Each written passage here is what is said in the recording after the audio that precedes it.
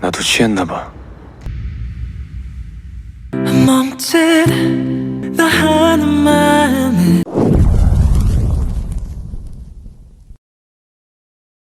Hai guys, sebelum dimulai subscribe, like, dan komen ya guys, agar channel ini bisa lebih berkembang. Untuk yang belum nonton part 1, linknya ada di deskripsi ya. Guys, kita lanjutin part 2 ya. Bagaimana kelanjutan ceritanya? Langsung aja kita mulai. Nayeon pura-pura cegukan ketika Jongwoo ingin menciumnya, kemudian mengambil minuman dan pergi meninggalkan Jongwoo. Keesokan harinya, tim underdog mengerjakan proyek Soju Sege, kemudian datang ke sekolah Jennie untuk minta izin mengadakan acara promosi di sekolah.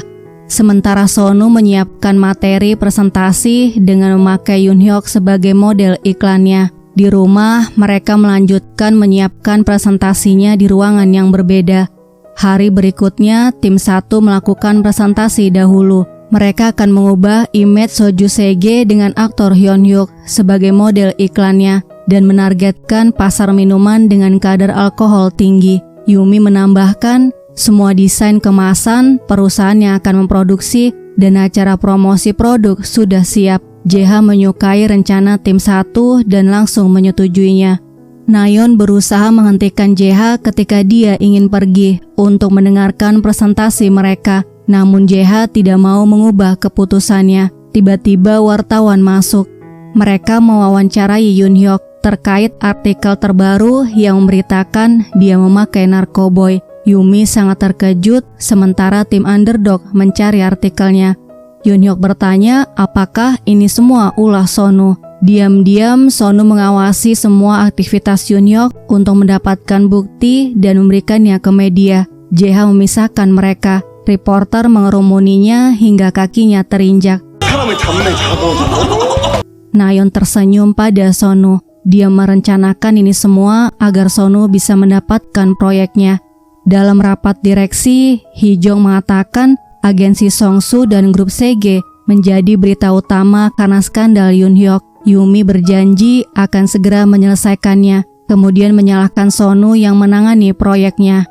Hee-jong tidak percaya. Dia mempercayai pegawai baru di timnya untuk bertanggung jawab. Yumi tetap tidak mau disalahkan.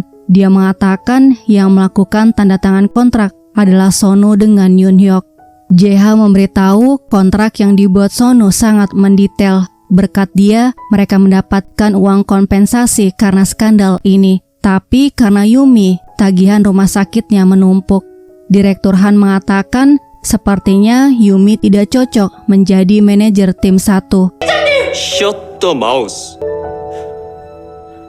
Selanjutnya, Nayeon menemani Sonu untuk melakukan presentasi. Walaupun Sonu masih kesal karena dia bersama Yumi dan memusuhinya, Nayeon minta Sonu menunjukkan kemampuannya kepada para direktur. Kemudian mengaku bahwa dia menyukai citra merek Soju Sege yang Sonu buat. Yumi marah saat bertemu Sonu. Namun dia menanggapinya dengan santai, kemudian pergi meninggalkannya.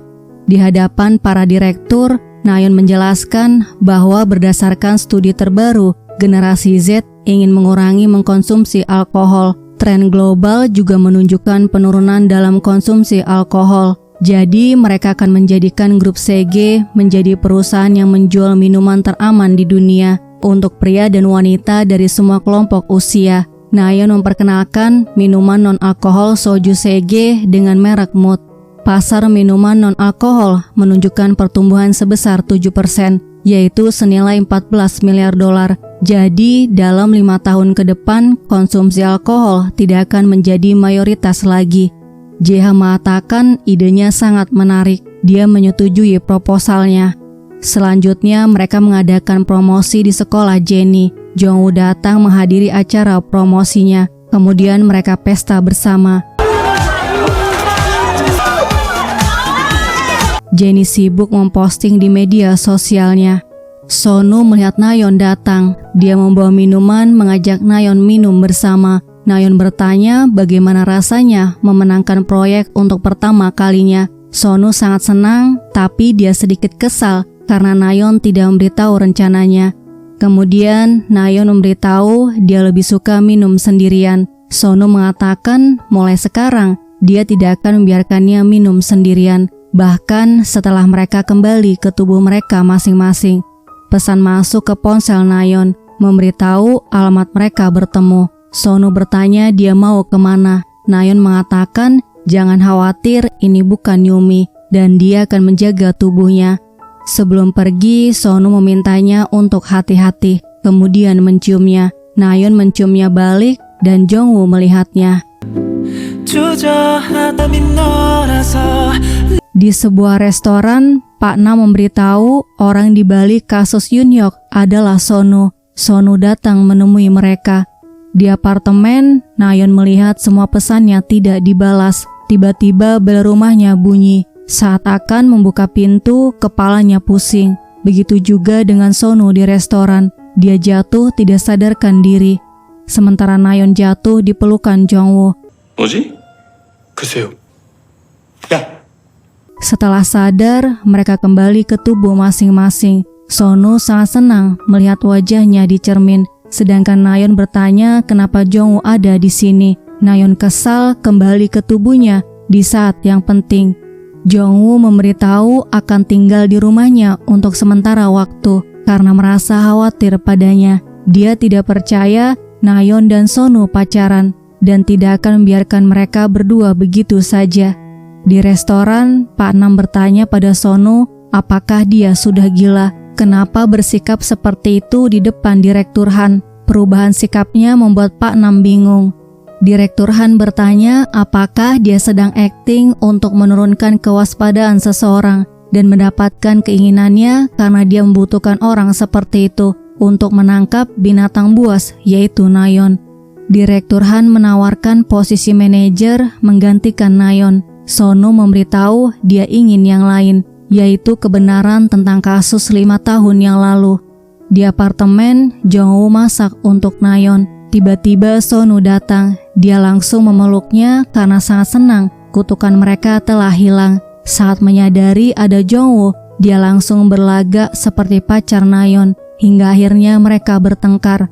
Nayeon menghentikan pertengkaran mereka kemudian menyuruh Sonu untuk mengikutinya. Dia bertanya apa yang Sonu lakukan hingga mereka kembali ke tubuh masing-masing. Sonu mengatakan dia juga ingin tahu bagaimana caranya mereka bisa kembali.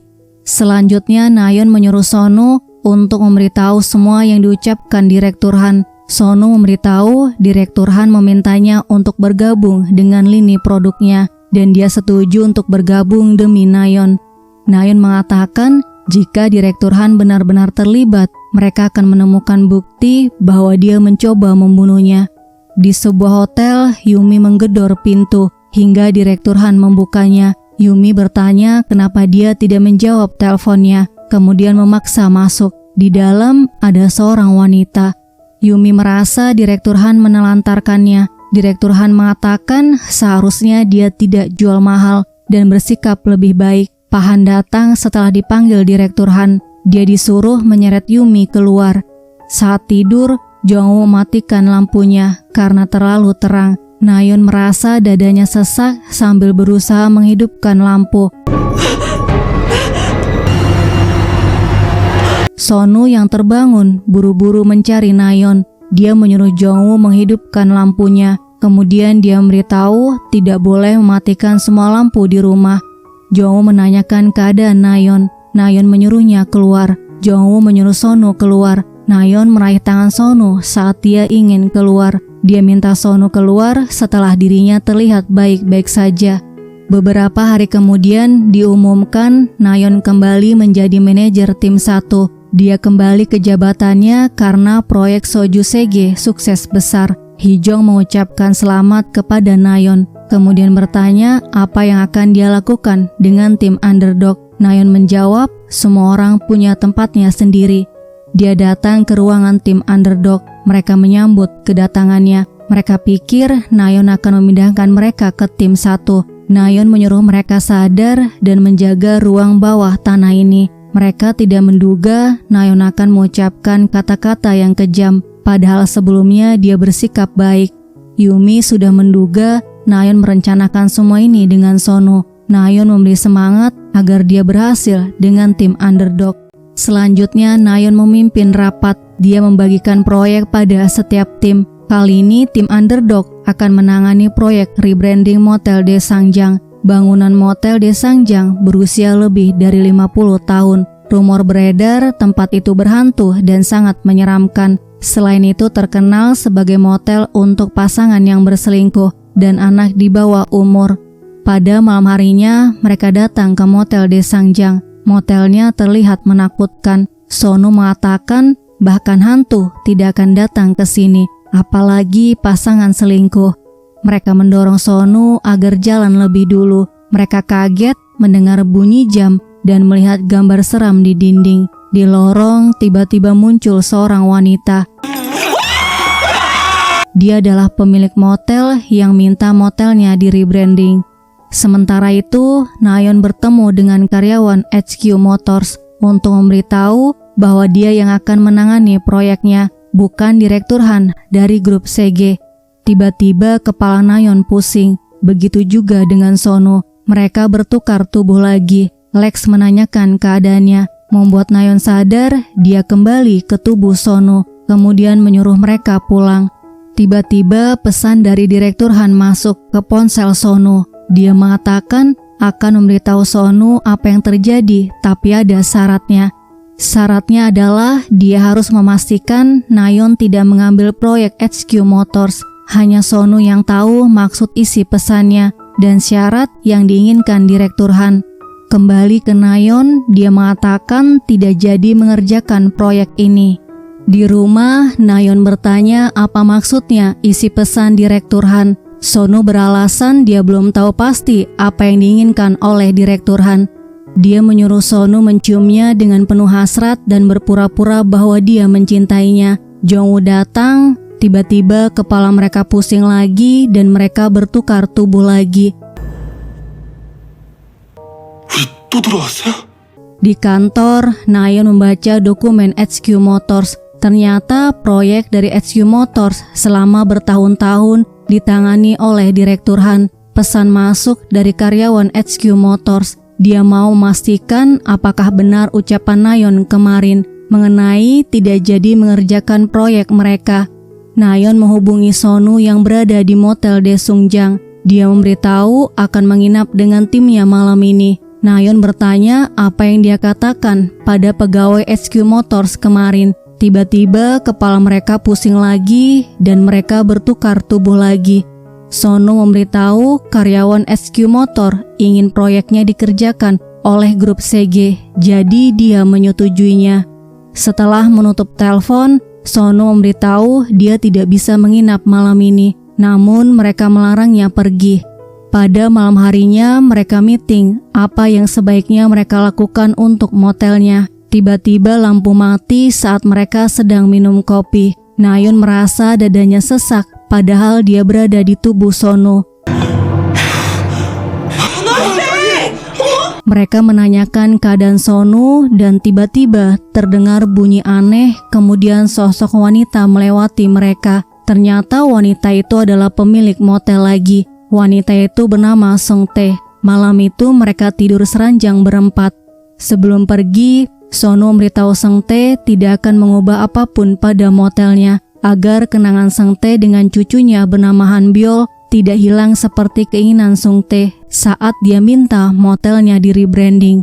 Mereka akan membiarkan semua pada tempatnya, seperti jam tua tempat biasanya Han Byul diukur tubuhnya, coretan Han Byul di dinding, dan semua yang ada di motel ini. Mereka ingin melindungi kenangan Song Tae dan Han Byul di Daesangjang. Mereka akan merebranding motel ini dengan konsep nuansa klasik, bergaya neutro yang sekarang sedang tren. Sonu minta mereka berjanji tidak akan menerima pasangan selingkuh dan anak di bawah umur. Song Tae menegaskan dia tidak pernah menerima tamu pasangan selingkuh. Jika mereka tampak seperti pasangan selingkuh, dia langsung mengusir mereka. Han Byul menjelaskan anak di bawah umur adalah teman-temannya yang kabur dari rumah. Karena tidak punya tujuan, dia memberi mereka tempat tinggal untuk sementara waktu. Sonu mengatakan demi citra Daesangjang, mereka harus mencari solusi lain untuk membantu temannya yang kabur. Sonu meminta tim underdog untuk menyelesaikan proyeknya. Dia percaya mereka bisa melakukannya. Di depan motel, dia membaca pesan dari Direktur Han yang menyuruhnya datang ke kantor grup CG besok. Sebelum naik taksi, kepalanya pusing. Mereka bertukar tubuh lagi. Nayeon sedang berada di toko bunga. Pelayannya meminta dia untuk membawa buket bunga yang sudah dibeli. Sonu membeli buket bunga putih ini untuk seseorang yang tidak bisa dia lindungi, yaitu Daeun. Dia kemudian mengirim pesan ke Nayeon, menyuruhnya untuk datang ke kuil Mangyeon. Di kuil Mangyeon, Sonu berdoa untuk Daeun. Hari ini adalah hari peringatan kematian Daeun. Tiba di kuil, dia bertanya apa yang Sonu sebenarnya rencanakan. Sonu memberitahu di kampus bukanlah pertemuan pertama mereka. Mereka pernah bertemu sebelumnya, tapi Nayeon tidak ingat. Sonu mengatakan, cobalah ingat kenangan itu. Dia memberinya waktu sepekan, lalu memintanya untuk minta maaf dengan jujur dan mengungkapkan kebenarannya.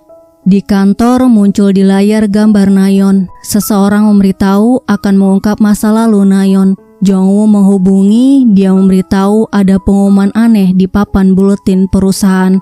Tiba di rumah, Nayeon melihat ruang pakaian dan kerjanya berantakan. Nayeon menemukan artikel 5 tahun yang lalu, berjudul Pabrik Lilin di Namgyu terbakar. Dia bertanya-tanya apakah Sonu benar-benar terkait dengan insiden Lilin Bandi. Jongwoo datang ke rumahnya. Dia memberitahu HRD di perusahaan mencarinya, kemudian bilang dia akan membantunya. Nayeon menegaskan hubungan mereka hanya rekan kerja. Jongwoo bertanya kenapa dia selalu ingin melakukan semuanya sendiri. Nayeon memberitahu dia bisa mengurusnya sendiri, kemudian mendorongnya keluar. Di tempat yang lain, Sonu bertemu dengan Direktur Han. Sonu ingin tahu apa yang terjadi 5 tahun yang lalu pada proyek Lilin Aroma. Direktur Han memberitahu orang yang bertanggung jawab atas insiden 5 tahun lalu adalah Nayeon. Kemudian menunjukkan buktinya, yaitu harddisk milik Sonu. 이건 보험. Keesokan harinya, Nayeon menemui Direktur Han. Nayeon bertanya kenapa dia memindahkan pegawai barunya ke grup CG dan mencegahnya untuk mengambil proyek HQ Motors. Direktur Han mengatakan tujuannya dengan Sonu sama, yaitu membunuh dia. Direktur Han mengaku sudah memberikan bukti insiden 5 tahun lalu pada Sonu. Dia ingin tahu apakah Sonu bisa membunuhnya.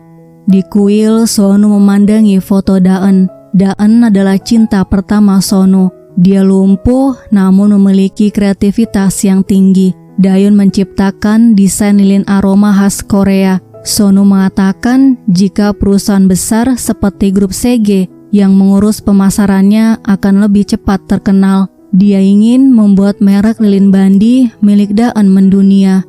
Sonu datang ke grup CG. Dia memberitahu resepsionis ingin berkolaborasi dengan grup CG. Resepsionis tidak mengizinkannya masuk karena dia belum membuat kartu pengunjung. Sonu mencoba memaksa masuk, namun dihalangi oleh penjaga. Hingga akhirnya mereka tabrakan. Sonu mengambil ID pegawai Nayeon yang jatuh. Di ruang presentasi, Nayeon terkejut melihat materi presentasinya tertukar dan menemukan sebuah harddisk. Akhirnya, Nayeon menjelaskan tanpa materi presentasi. Dia akan mengirim materinya setelah presentasi. Nayeon memberitahu rencananya untuk memasarkan lilin aroma merek Charman. JH memberi Nayeon waktu 1 minggu untuk menemukan aroma khas yang akan dia gunakan pada lilin Charman dan mempersiapkan presentasinya lagi. Dalam perjalanan pulang, Sonu menyadari berkas mereka tertukar. Dia buru-buru kembali ke kantor CG. Penjaga tetap tidak mengizinkannya masuk. Sonu menggunakan tangga untuk ke lantai 7 bagian pemasaran. Namun para penjaga berhasil menangkapnya. Nayeon lembur untuk menemukan aroma khas Charman.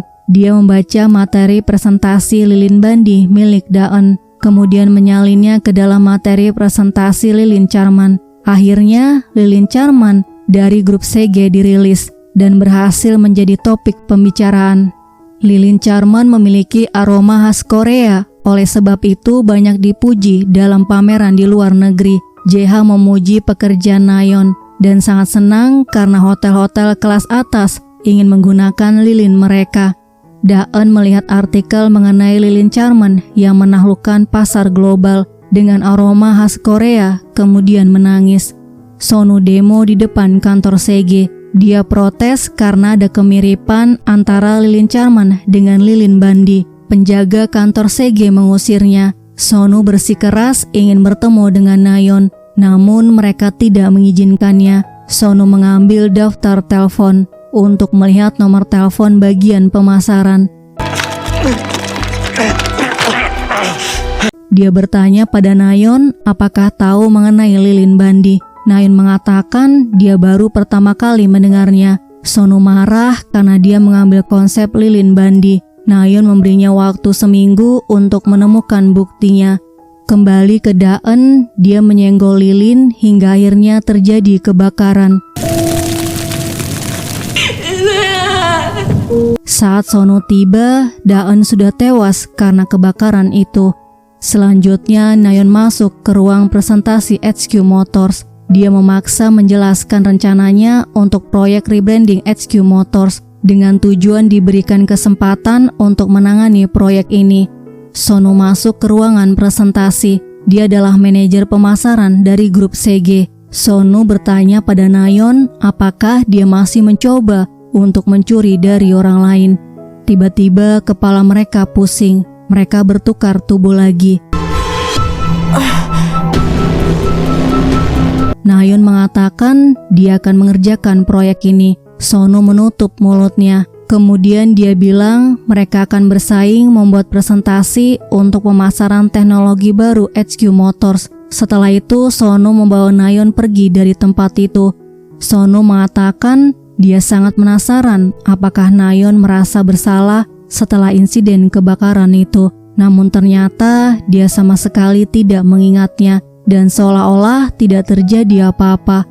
Setiap malam dia berdoa menjadi Nayeon untuk menjatuhkannya dan mengungkap semua perbuatannya. Dia juga berdoa Nayeon menderita ribuan kali lipat dan dia rasa doanya selama ini terkabul. Nayeon meminta Sonu untuk mengembalikan semuanya ke semula. Sonu menjawab dia tidak tahu caranya. Nayeon mencoba menciumnya dengan paksa. Sonu mendorongnya kemudian bilang dia keterlaluan. 당신 진짜 최악이야. Keesokan harinya, tim underdog membantu Nayeon untuk mengerjakan proyek HQ Motors. Mereka kesal dengan Sonu yang membelot ke Direktur Han. Padahal saat menangani proyek Daesangjang, dia pria yang baik dan sangat ramah, hingga membuat nenek Sangtae dan cucunya merasa terharu. Sonu yang berada di tubuh Nayeon merasa bersalah karena Nayeon menggunakan tubuhnya dengan baik berbanding terbalik dengan dirinya. Mereka meeting hingga malam hari. Jenny menemukan di media sosial perusahaan yang mengaku membuat baterai hidrogen cair pertama di Korea. Mereka datang ke perusahaan Hikjet. Di perusahaan itu mereka melihat Sonu dan timnya berjalan keluar. Kemudian mereka masuk ke dalam bicara dengan CEO perusahaan Hikjet bernama Changju. Changju memberitahu Sonu menyuruhnya diam. Dia akan mengurus semuanya. Jadi jangan sampai ada yang tahu bahwa dia yang pertama kali membuat baterai hidrogen cair. Di rumahnya, Sonu tidak akan membiarkan Nayeon melakukan hal yang sama seperti 5 tahun yang lalu, yaitu mengambil ide konsep orang lain. Keesokan harinya, Nayeon memberitahu akan melakukan presentasi mengenai perusahaan Hikjet, penemu baterai hidrogen cair pertama kali di HQ Motors. Dia tidak bisa menutup mata padahal mengetahui kebenarannya bahwa teknologi baterai hidrogen ditemukan pertama kali oleh perusahaan Hikjet. Sementara itu, Nayeon mendapatkan kode pintu ruangan Direktur Han setelah menyuruh anggota timnya untuk mengawasi Direktur Han. Di kantong jasnya, dia menemukan harddisk milik Sonu. Dia bertanya pada dirinya, bagaimana caranya Direktur Han bisa memiliki ini?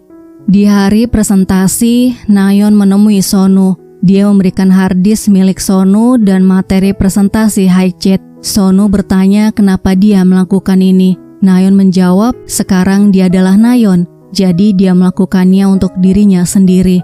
Dalam presentasinya, Nayeon perkenalkan HyJet, perusahaan yang pertama kali mengembangkan teknologi baterai hidrogen cair untuk kendaraan. Kemudian memberitahu Direktur Han dan timnya ingin melakukan branding dengan memasarkan SQ Motors sebagai perusahaan pertama yang mengembangkan teknologi hidrogen cair di Korea.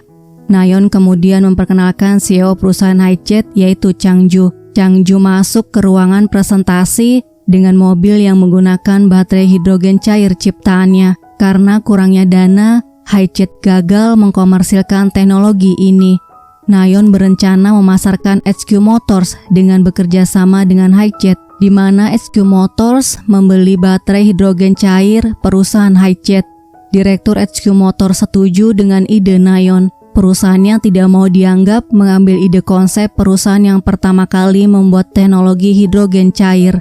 Sono masuk ke ruangan presentasi. Dia memberikan bukti bahwa Direktur Han mengambil hak cipta HyJet berupa bukti rekaman suara dan sejumlah uang yang ditransfer ke rekeningnya dari orang dalam di HQ Motors. Setelah presentasi, Sono memberitahu Nayeon bahwa dia belum memaafkannya. Nayeon minta tubuhnya dikembalikan, kemudian menciumnya. Sebelum pergi, dia mengambil harddisknya karena besok mereka akan kembali ke tubuh mereka masing-masing. Keesokan paginya, Sono kembali ke tubuhnya. Dia memeriksa isi harddisknya. Sono menangis melihat rekaman video Daeun ketika mempresentasikan lilin bandi.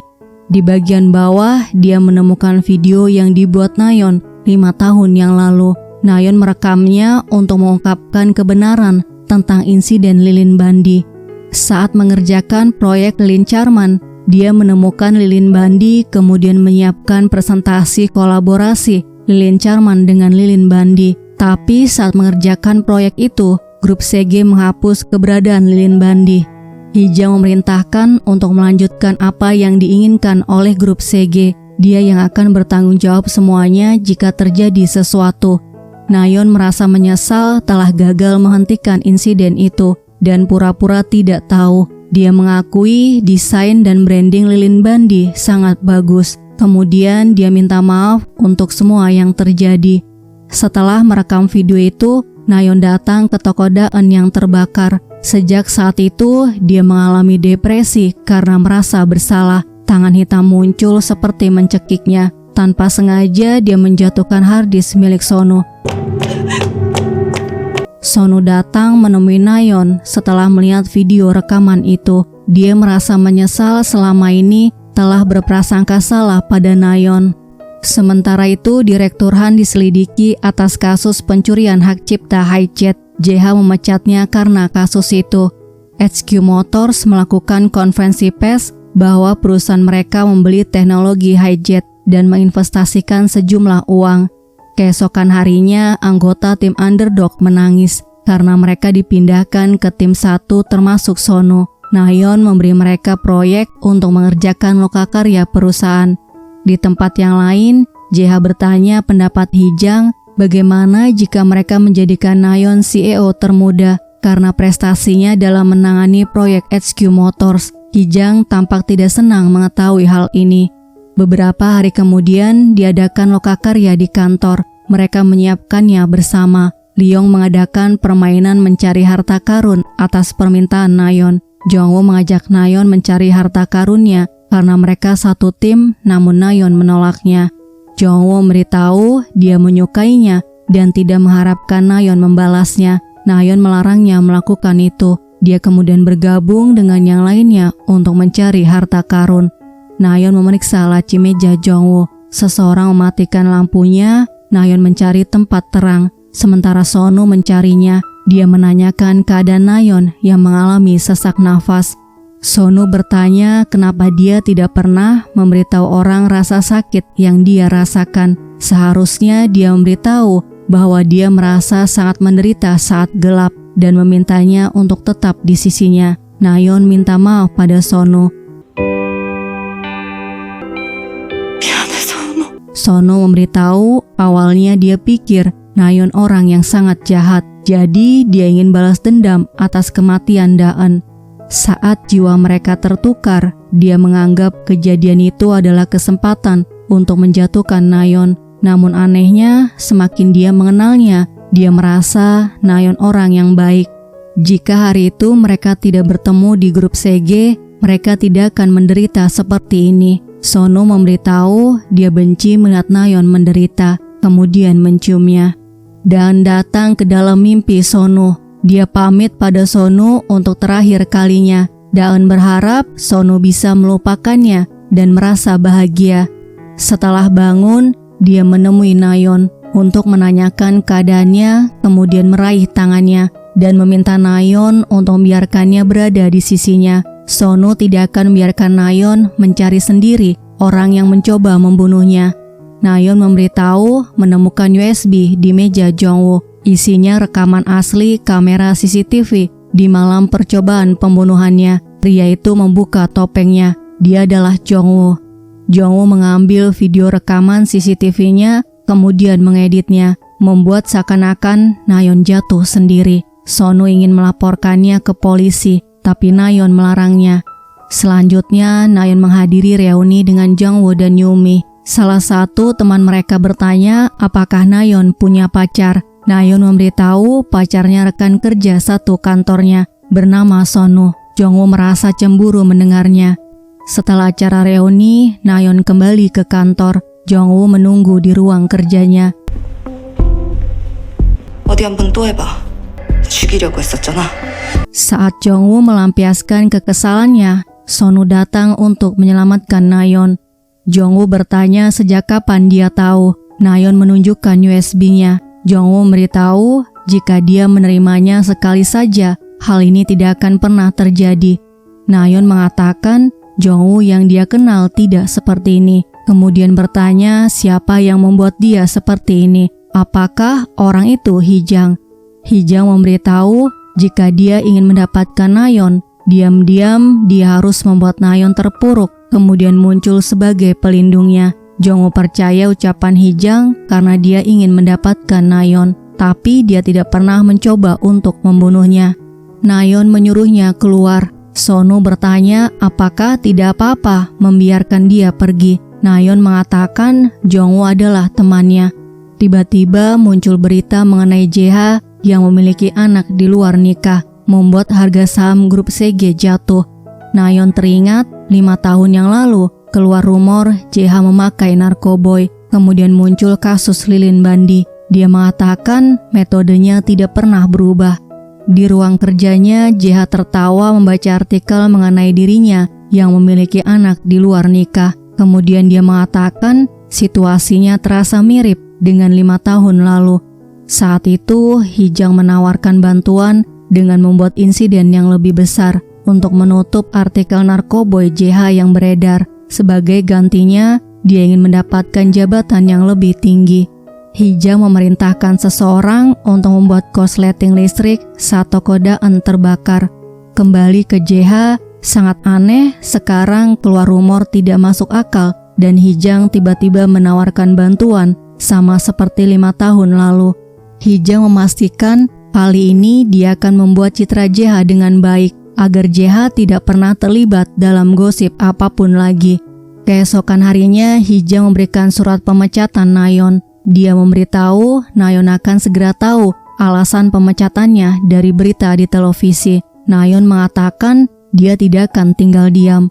Sebelum bertemu Nayeon, Yumi mengadakan konferensi pers ditemani Hijang. Dia memfitnah Nayeon mengambil uang perusahaan untuk kepentingan pribadinya. Ruang kerja Nayeon digeledah dan polisi datang kemudian membawanya ke kantor polisi. Selanjutnya, Hijang dan Yumi menemui Sonu. Sonu tertangkap saat dia menyelidiki Hijang. Hijang menyuruh Yumi menyingkirkan Sonu. Nayeon kembali ke kantor setelah selesai diinterogasi oleh polisi. Dia menanyakan materi presentasi yang tadi dia minta pada Leong. Mereka kemudian menyelamatkan Sonu. Nayeon minta maaf pada Yumi karena tidak memperhatikannya. Yumi mengaku bahwa perbuatannya selama ini salah, kemudian minta maaf. Mereka tahu Sonu diculik dari Pak Nam. Sonu memberikan alat perekam yang dia pegang. dia merekam semua percakapannya dengan Hee-jang. Keesokan harinya, Hee-jang dilantik menjadi direktur pemasaran grup CG yang baru. Nayeon masuk ke ruangan itu. Dia memberikan buket bunga pada Hee-jang, kemudian bertanya pada JH apakah skandalnya hanya bisa ditutup dengan skandal yang lebih besar lagi, seperti 5 tahun yang lalu. Nayeon melakukan presentasi untuk mengubah citranya dengan proyek lokalisasi daerah Seongsu. Mereka akan membuka bioskop, restoran, dan salon. Pemilik bisnis kecil akan menjadi rekan mereka. Dan sebagai maskot agensi Seongsu yang sangat ramah dan hangat, mereka akan menggunakan wajah JH, pemilik perusahaan kaya yang nakal dengan citra ramah. JH tepuk tangan, dia sangat suka dengan ide Nayeon. Hee-jang marah, dia mengatakan Nayeon adalah penjahat dan menyuruh mereka untuk memanggil polisi. Tiba-tiba terdengar rekaman suara ketika Hee-jang menyuruh menyingkirkan Sono. Selain itu, Sono mancingnya agar Hee-jang mengakui bahwa dia adalah dalang dalam kasus Soo Beauty, membuat rumor JH memakai narkoboy dan kasus lilin bandi. Hee-jang mengatakan seharusnya Nayeon mati saat kasus Soo Beauty terjadi, namun dia selamat, jadi dia harus mengarang cerita mengenai JH yang memiliki anak di luar nikah, kemudian menyebarkan beritanya. JH sangat marah, dia meninggalkan tempat itu. Hee-jang mengatakan suaranya dimanipulasi dan rekamannya palsu. Jong-woo tiba-tiba muncul memberi kesaksian bahwa rekaman suara itu tidak palsu. Dia mengaku mendorong Nayeon di toko pop-up Soo Beauty dan semuanya di bawah perintah Hee-jang. Mereka berdua menghalangi Hee-jang saat dia ingin melukai Nayeon. Nayeon menyuruhnya untuk menerima hukumannya. Hee-jang mengaku bahwa dia membunuh pacar Sono. Sono sangat marah mendengarnya. Kemudian mengatakan semua akan berakhir dengan cepat karena dia telah mengakui perbuatannya. Polisi datang membawa surat penangkapan Hee-jang atas kasus percobaan merencanakan pembunuhan. Beberapa hari kemudian, mereka merayakan kenaikan jabatan Nayeon yang menjadi CEO di Seongsu. Nayeon menjadi CEO termuda di industri pemasaran. Mereka foto bersama untuk diunggah ke media sosial Seongsu. Nayeon melihat Sono berjalan menuju ke ruangan tim underdog. Sono memberitahu dia butuh waktu sendiri. Dia memeluknya, kemudian bilang akan segera kembali padanya. 1 tahun kemudian, Jong-woo memberitahu dia akan berhenti mengganggunya, kemudian minta maaf.